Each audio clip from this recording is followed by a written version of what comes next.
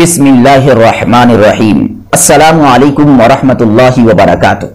مسلمانوں کے لیے دو دن انتہائی فرحت و شادمانی اور خوشی کے ہیں، ایک عید الفطر اور ایک عید الاضحیٰ۔ آپ علیہ الصلوۃ والسلام جب ہجرت کر کے مدینہ گئے تو وہاں پر کچھ لوگوں کو کھیلتے ہوئے پایا۔ آپ علیہ الصلوۃ والسلام نے ان سے معلوم کیا تو جواب یہ آیا کہ زمانے جاہلیت میں یہ دو دن کھیل کود کے لیے مقرر تھے۔ اس کے جواب میں آپ علیہ الصلوۃ والسلام نے ارشاد فرمایا کہ تم لوگوں کے لیے ان دو دنوں سے کہیں زیادہ بہتر دن اللہ رب العزت نے مقرر کر دیا ہے، ایک عید الفطر اور ایک عید الاضحیٰ۔ اسی موقع سے 2 رکعت نمازیں بھی ادا کی جاتی ہیں۔ احناف کے صحیح قول کے مطابق عید الفطر اور عید الاضحیٰ کی نماز واجب ہے، جس کی ادائیگی ہر مسلمان کے لیے ضروری ہے، جہاں پر عیدین کی نماز کی شرطیں پائی جاتی ہیں۔ اب ہم سمجھتے ہیں کہ آپ علیہ الصلوۃ والسلام کا عید الفطر کے موقع سے معمول کیا تھا، یعنی عید الفطر کے موقع سے آپ علیہ الصلوۃ والسلام کون کون سا عمل کرتے تھے، سنت عمل کیا ہے، تاکہ ہم بھی اس سنت پر عمل کر کے ثواب حاصل کر سکیں، ثواب بٹور سکیں، سنت پر عمل کر سکیں۔ آپ علیہ الصلوۃ والسلام عید الفطر کے موقع سے ایک کام ضرور کیا کرتے تھے، وہ غسل کرنا۔ آپ علیہ الصلوۃ والسلام کا یہ معمول تھا کہ عید الفطر کی نماز سے پہلے غسل کیا کرتے تھے، تو ہمیں اور آپ کو بھی عید الفطر کے موقع سے غسل کرنا چاہیے۔ یہ مسنون عمل ہے، آپ علیہ الصلوۃ والسلام کی سنت ہے۔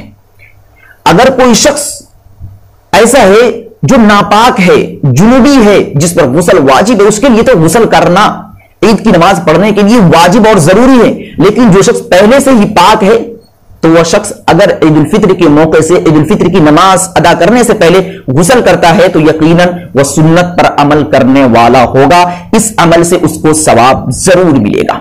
یہ پہلی سنت آپ علیہ الصلوۃ والسلام کی ہے عید الفطر کے موقع سے۔ اور دوسری سنت کہ آپ علیہ الصلوۃ والسلام عید الفطر کے موقع سے خوشبو لگایا کرتے تھے۔ ایسے آپ علیہ الصلوۃ والسلام تو ہمیشہ خوشبو کا استعمال کیا کرتے تھے، کیونکہ یہ ایک طہارت کا حصہ ہے، تو اس موقع سے بھی آپ علیہ الصلوۃ والسلام خوشبو کا استعمال کیا کرتے تھے۔ تو ہمیں اور آپ کو بھی عید الفطر کے موقع سے غسل کے بعد عطر کا، خوشبو کا استعمال کرنا چاہیے، یہ دوسری سنت ہے۔ اور تیسری سنت یہ ہے عمدہ لباس اختیار کرنا۔ اس کو غور سے سمجھیے گا، بہت سے لوگ ایسے ہوتے ہیں جو نئے کپڑا پہننا ضروری سمجھتے ہیں۔ کچھ لوگ ایسے ہوتے ہیں جو یہ کہتے ہیں کہ ہمارے پاس نیا کپڑا ہی نہیں تو عید کس بات کی۔ عمدہ کپڑا، آپ کے پاس 3 جوڑی کپڑے ہیں، 5 جوڑی کپڑے ہیں، یا 6 جوڑی کپڑے ہیں، یا 2 جوڑی کپڑے ہیں، ان کپڑوں میں جو عمدہ اور بہتر ہے اسی کو آپ استعمال کیجئے، سنت پر عمل ہو جائے گا۔ ضروری نہیں ہے کہ عید کے موقع سے آپ کوئی نیا کپڑا خریدیں، عید کے موقع سے کوئی نئی خریداری کریں، یہ ضروری نہیں ہے، بلکہ عمدہ لباس اختیار کرنا آپ علیہ الصلوۃ والسلام کی سنت ہے۔ تو آپ کے پاس جتنے بھی کپڑے ہیں ان کپڑوں میں انتخاب کیجئے کہ کون سا کپڑا میرے لیے بہتر ہے اور کون سا کپڑا عمدہ ہے، اس کپڑے کا استعمال کیجئے، وہی آپ کے لیے بہتر ہوگا۔ یہ تیسری سنت ہے۔ اور چوتھی سنت آپ علیہ الصلوۃ والسلام کی یہ ہے کہ جب آپ علیہ الصلوۃ والسلام عید الفطر کی نماز ادا کرنے کے لیے جاتے تو اس سے قبل، اس سے پہلے ہی کچھ کھا لیتے، کھجور کھا لیتے، تاک کھجور کا استعمال کرتے۔ تو ہمیں اور آپ کو بھی کھجور سے افطار کر کے عید الفطر کی نماز ادا کرنی چاہیے۔ تاک کھجور 1 یا 3 یا اس سے زیادہ، یعنی جس کے جوڑے نہ بن سکے، اس طریقے سے آپ کھجور استعمال۔ اگر کھجور نہیں ہے تو کچھ اور کھا لیں، کوئی میٹھی چیز کھا لے تاکہ اس کا بدل بن سکے۔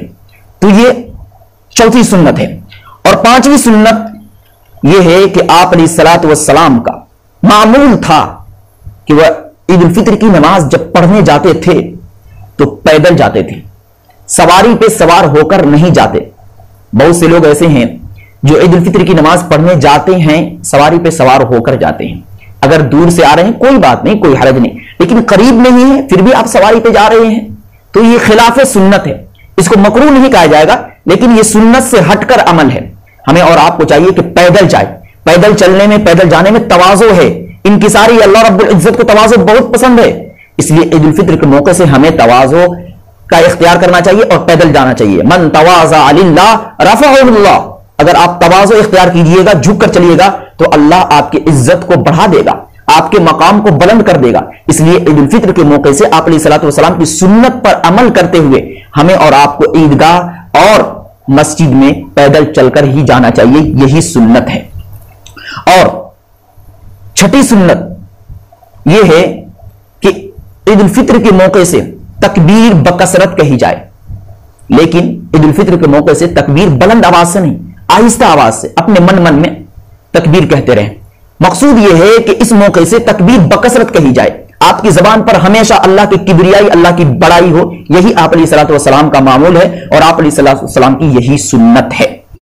اور ساتویں اور آخری سنت یہ ہے کہ آپ جس راستے سے عید الفطر کی نماز ادا کرنے جائے اس راستے سے واپس نہ آئے بلکہ دوسرے راستے سے واپس آئے۔ یہ آپ علیہ الصلوۃ والسلام کا معمول تھا، لیکن آپ جس راستے سے عید الفطر کی نماز ادا کرنے جا رہے ہیں اس کے علاوہ کوئی اور راستہ واپس آنے کا ہے ہی نہیں، تو اس صورت میں سنت پر عمل کیسے ہوگا؟ تو اس کے بارے میں فقہاء کرام یہ کہتے ہیں کہ آپ اس راستے کی جس سائڈ سے آپ جا رہے ہیں آنے میں یہ خیال رہے کہ اس سائڈ سے نہ آئے، تھوڑا ہٹ کر آئے۔